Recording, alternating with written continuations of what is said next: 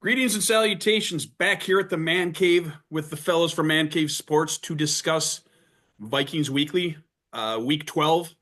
Minnesota taking the win at the last tail end of the game, 23-22 over the Arizona Cardinals in a game that our own B Naughty predicted would be a tough one for the Vikings to play due to Kyler Murray and the style of quarterbacking he brings. Great game. Obviously, the Vikings defense once again came to the rescue late in the game. A couple of interceptions. Sam Darnold, another terrific performance, and no turnovers on his part. Receiving wise, Jefferson had some key moments late in the game. Addison, once again, they're starting to find him. And the rushing game, was a little pedestrian, but we kind of knew going into the game that might be the case.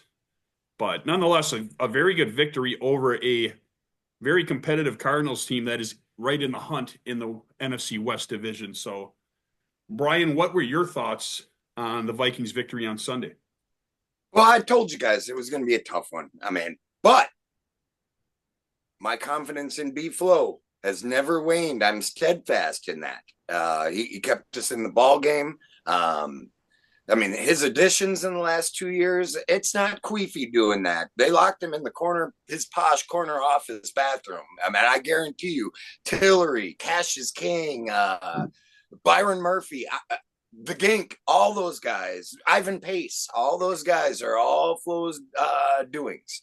I knew it was going to be a tough one, but I got to give it to Slingin' Sammy D, man.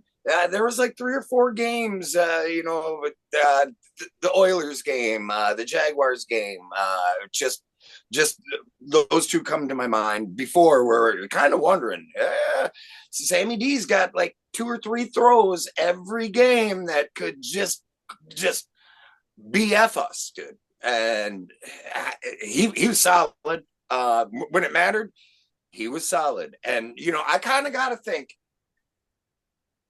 he was a 3rd overall draft pick. He threw 5 touchdowns in the Rose Bowl. He was set up for failure in New York and Carolina. Is it nature or is it nurture? Is it Sammy D finally figuring it out, or is it KOC? You know what? I don't give a rip. I don't give up. It's just beautiful to see. And that's what I'm going to leave it at. Mr. Steve. Yeah, this was a game that it was a little bit frustrating because we shot ourselves in the foot early. Aaron Jones, they got to spray some tough skin or something on his hands and on his gloves because that guy, he's been dropping the ball. Like, this is uncharacteristic of him. And him getting hurt, yeah, that's kind of MO for him, throughout his career. But dropping the ball like this is, you go back and you look at how many games he's done this. The 49ers game, he fumbled while he was going into the end zone. The Bears, he fumbled while he was going into the end zone. He fumbled twice now this last week, and we recovered one. Thankfully, Brian O'Neill was Johnny on the spot. But, we really, Brian, you kind of nailed it on the head with Beeflo's defense, because as soon as we got down the field, as soon as the Cardinals got down the field, they couldn't do anything. And fortunately, we have excellent athletes on the defensive side of the ball, because the time of possession, even after we started waking up in the second half, the Cardinals had it for 35 minutes and we only had it for 24 minutes. That's a little bit concerning. We've been getting beat with time of possession. Fortunately, we have amazing athletes. We don't have when Harry's probably your thickest dude on your defense, you're in good shape. All those guys that you mentioned that we brought in, they're all studs. They're all stallions. They can all run for all day long, which is what we needed, because we kept putting him out back on that field time and time again in the first half, until we got traction in the second half. And I think they got the message. It's, hey, second, double team, triple team, you still got to find a way to get that ball to Jefferson, and it worked. That key 4th down on that game-winning drive.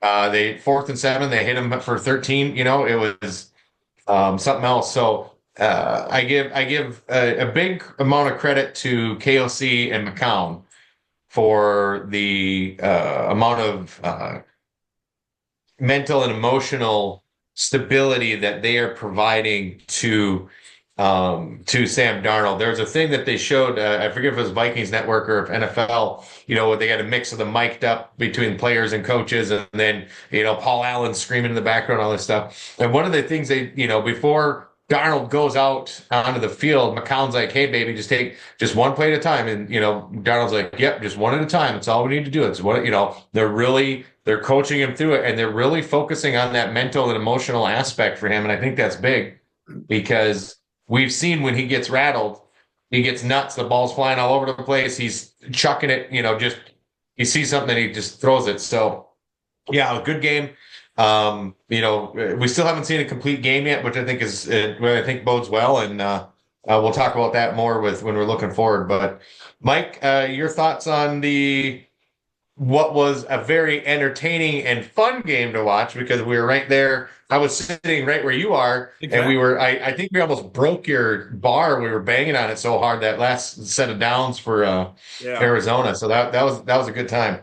Yeah, that's the kind of shit we got to record and throw out there, because I don't know what the hell we were doing or what started it, but some of the weird karma that we partake in here in the man cave on game day is insane. Sometimes we kick the kids across the other side of the damn room until the game changes. So sure, most fans have those weird quirks and superstitions, etc., but we're really developing some weird ones at the man cave. But hell of a game, good time. Happy with the victory, because we keep pace with the Lions, who are ahead of us. Obviously, at 10-2, you would think, hey, you're in prime position fighting for top seed in the NFC. Well, unfortunately, we're in the best division in football, and which to me is not an argument, even though the Bears have lost, I believe, 5 straight now. I mean, they're a tough out every week. They should have beaten the Lions last week. Unfortunately, their head coach is a fucking moron, and deservedly so, got his ass fired the next day.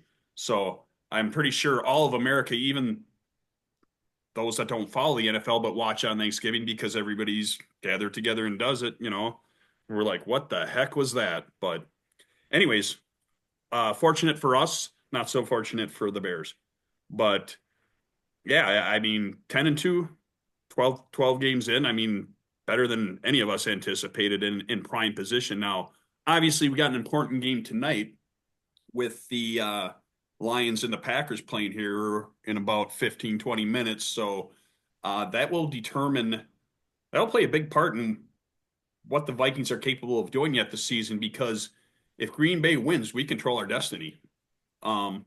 With should they win out or finish with a similar record, obviously they would have to beat the Lions in that last game, but because it's a division game, it has huge ramifications for the Vikings tonight. So, but we can move along now to the upcoming game, where we will see one Mr. Kirk Cousins, return to the U.S. Bank Stadium to face his former team. And first, I'll start off by asking you guys, what do you think the reaction by the fans will be? Because those that know me know I was a Kirk Cousins fan. I have autographed Kirk O'Chain's jersey back there, only one of 8 hanging on my wall. So I enjoyed Kirk. I know people say he was a statistical quarterback, he couldn't win games, etc., but I did like the Kirk Cousins era. I know he only won 1 playoff game, but I thought he had a hell of a run with the Vikings and wish him the best. However, now he plays for the Falcons, and quite frankly, I hope he gets run over on Sunday. But what do you think the reaction is going to be, Brian, when Kirko returns on Sunday?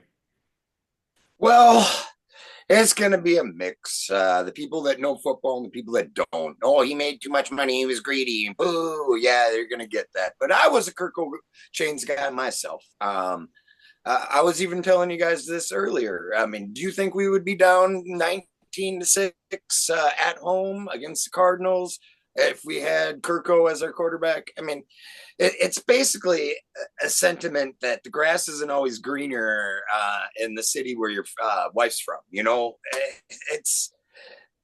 It's just Kirk.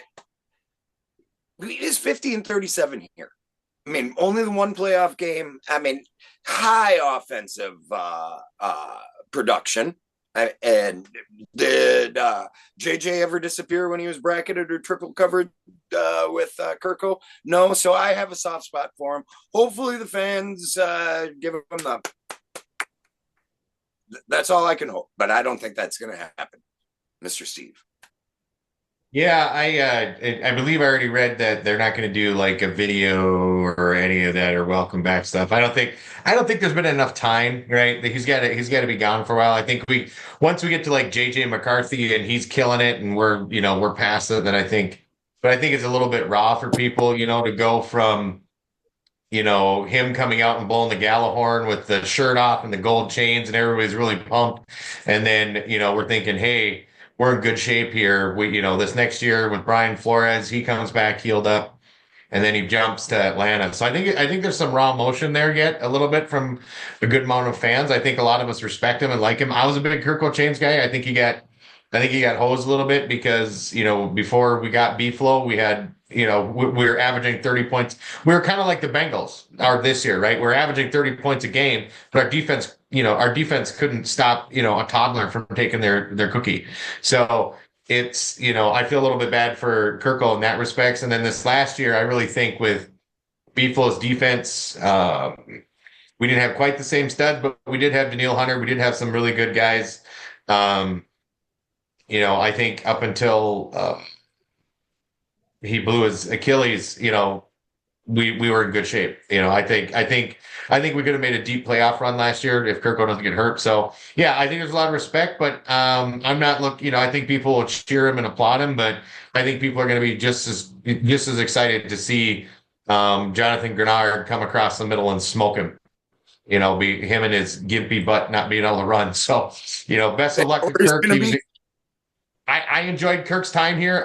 I fell in love that first preseason game where he drilled that ball down the sidelines. I forget who he hit, but he drilled that ball. It was like a laser opposite side of the field. And that's that famous one where what's his name? The color Pete Bursich goes, "That's enough. I've seen enough. Put him on ice." I was the same way. I'm like, that's it. We went from Case Keenum throwing those big high arcing moon balls that anybody could go up to get to somebody that had an arm with a rocket attached to it. So yeah, I was a big Kirkle guy, but yeah, I'm hoping Van Ginkel and Grenard take turns tattooing their numbers on his jersey personally, but yeah, I don't want to be negative.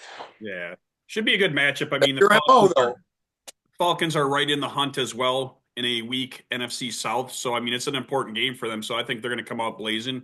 Kirko has had a bad stretch of games recently. I think he threw 4 interceptions his last game. So, I mean, Vikings on paper should win, but perhaps a motivated Kirk Cousins could come in and do differently. You got to think some of the greatest Vikings, games in history. Hell, the biggest comeback in NFL history happened on that field with Kirko at the helm. So should be interesting. Looking forward to it. It's a good matchup. It's a good test for the Vikings.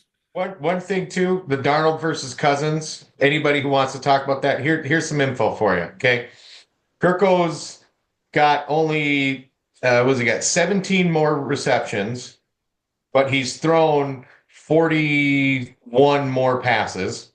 He's only got thrown for 100 yards more than Darnold. Darnold has 23 touchdowns. Kirko has 17. Darnold, 10 interceptions. Kirko, 13 interceptions. $20 million a year difference. So you're talking, you don't think we'd be down 19-6. Well, let me tell you something here. We're spending that there's an extra 100 yards difference, 3 interceptions more, and 6 touchdowns less for that extra 20 mil. If Kirko was here, I think we'd have a little bit more high. Well, if Kirko was here, we wouldn't have Van Ginkel and some of the other people we do. So let's be honest. Is that it that it's 30 million? I know we got the dead cap money that's counting against us this year with Kirk as well, but is he not making 50 million a year this year? I think it's 40. Either way, I mean, it's significantly much more than Sam Darnold, and quite frankly, the statistics, which aren't everything, seem to indicate that we are doing as well, if not better, with him at the helm. And I know financially we are. Well, we're still 28 against the salary cap with the Kirk Owen kicking the can down the road. Well, that's a good point on the Van Ginkel point. Yeah. True. That. All right. So let's remain positive as we are wont to do. Yes. You mentioned Jonathan Grenard. I saw today, and I'm sure you guys all did, that he did receive the NFC Defensive Player of the Year. Obviously, he's been outstanding. Month of November. Month of November. I'm sorry. Did I say year? Yeah, not yet. That's in a couple of months. Not yet. Ahead of myself. So, anyways, obviously he's been outstanding. Cashman's been outstanding. Still undefeated. While Blake Cashman is out there, so I know Steve loves to throw that out. So I beat you the punch. I stepped on your touchdown call, Steve. But Brian, what do you think of Grenard so far? And I mean, obviously the addition and the month that he had in November. Oh, hey, good gosh! I sound like a parrot, just repeating and repeating. Is it nature or is it nurture? I mean, he's got the best defensive coordinator in the NFL. Would you guys rather have Danielle Hunter or would you rather have Jonathan Grenard? I mean, I think Grenard's a legitimate NFL Defensive Player of the Year candidate. People have been squawking about the Gank possibly getting it. But I think it's all B-Flow. We got to blank check that guy, man. You got to keep him.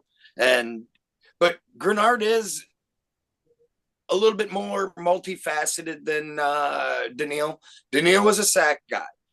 Grenard seems to steal off screens. Grenard seems to stop the run. And at a huge discount. I'm pro Grenard, but is it nature or is it nurture? Is it the B-Flow effect? We don't know. I don't care. We're winning. We're 10-2. Mr. Steve. Yeah, I 100% would take Grenard. I was a big Danielle Hunter. Last Christmas, I got my son his jersey. We were big Danielle guys, but he just got too expensive. And here's something, Jonathan Grenard, month of November, 16 tackles, 4 sacks, and a forced fumble. He is the number 1 leader in the NFL in quarterback pressures. He's got 60 quarterback pressures. He's got 10 sacks, 3 forced fumbles.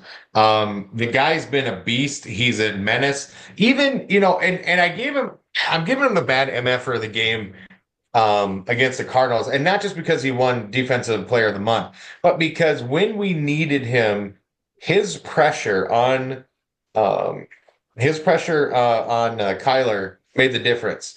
It caught, he's coming through, he's swatting the ball. Kyler drops it. He's got to jump on it. Now they're way backed up. They're out of rhythm. They're panicking. Again, more pressure the next play. He coughs it up and throws that interception, and so Grenard definitely gets the bad MF for the game this last game because his impact in that last series that Cardinals had was impressive. And he's one of the right now when you look at they're doing dynamic duos right now. Houston with Danielle and what's his name, Anderson Jr. Yeah. And Van Ginkel and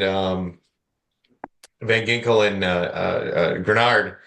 There's a half sack difference, and Danielle is costing again a lot more money, and he's not getting the amount of pressures. He's not getting. He's not causing the overall disruption that Grenard does. There's a reason Dallas Turner can't get on the field, and his name's Jonathan Grenard. Let's be honest. There's a reason Dallas Turner, who for probably 20 other teams in the NFL he could be starting for, because Dallas Turner is a talented kid. But the reason he can't get in right now is he's got to try to beat up Grenard, and that ain't happening. So big Grenard fan, loving it. Well deserved. My bad MF for the game because of the impact he had in that last series. Brian, what are your concerns? I know Steve's got his bad MFer, and Brian has his concerns. And it could be about anything in general. It could be about this Sunday's game. Well, my concerns, number one, is you two are just so negative all the time. We got to spread the positivity. I'm all about love. And 10-2 is a beautiful thing, Daddy. I'm telling you. My concerns, they're so small right now. I'm just enjoying the Wolves season. I'm enjoying the Wild season. I'm surely enjoying the Viking season.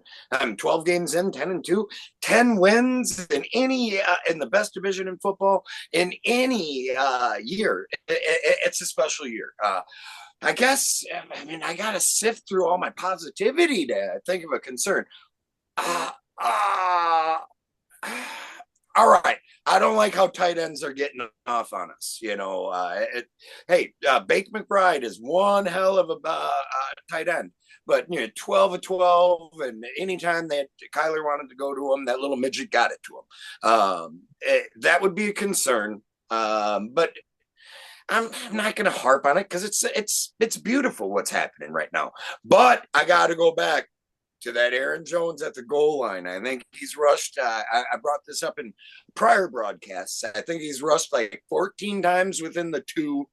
He's got 3 or 4 fumbles, 2 touchdowns, and like negative 13 yards. And that's a concern. But, you got to be loyal to your guy. Aaron Jones basically changed the culture of this offense, and he gave Sam the platform to succeed this year. So I'm going to be patient with it because I'm all about love and positivity. All right, maybe you put Cam Akers in a goal line situations, or we can always feed the hammer. Shermanator's DJ. So they won't do that. Well, he seems to get a touchdown every 2 or 3 years, so we'll see.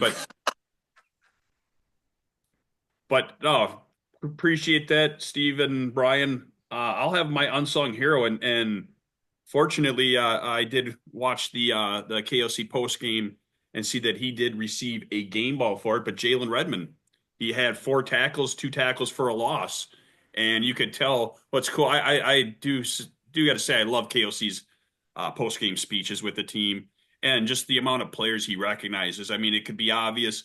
Sam Darnold's been recognized in a lot of games. Harry, I think, Jefferson, we take for granted what he does every week, but I think he's only gotten 1 or 2 game balls all year.